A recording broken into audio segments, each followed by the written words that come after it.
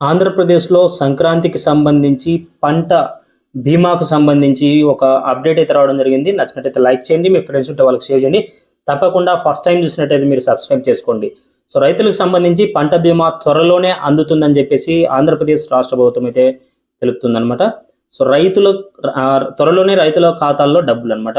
ఎవరెవరికైతే ఖాతాలు ఉన్నాయో, ఎవరికైతే పొలం ఉంటుందో వాళ్ళకి సంబంధించి పంట బీమా, ఎవరెవరైతే నష్టపోయి ఉంటారో పంట బీమాకు సంబంధించి ఏవైతే పంటలు సరిగా రాలేకపోయాయో వాటికి సంబంధించి అయితే మనకి రైతుల ఖాతాల్లో మనకైతే పంట బీమా పడే అవకాశం అయితే ఉంది. 20,000 రూపాయలు అయితే పంట బీమాగా చెల్లించనున్నారనమాట. సో దీనికి సంబంధించి ఇంకొన్ని విషయాలు అయితే మనం చూసుకుందాం. సో భూసార పరీక్షలు జరుగుతున్నాయని డ్రోన్ సాంకేతికతను తీసుకురావడం, వ్యవసాయంలో యాంత్రికత పెంచడం, రాయితీ బీమా లాంటి ఎన్నో మార్పులు తీసుకొచ్చారు. బడ్జెట్లో నిధులు కేటాయించిన తర్వాత ఏ ప్రభుత్వమైనా ఖచ్చితంగా అమలు చేసి తీరాలని తమ ప్రభుత్వం అన్నదాత సుఖీభవకు సంబంధించి నిధులు కేటాయించిన తర్వాత ఆందోళన ఎందుకని వైసీపీని ప్రశ్నించింది.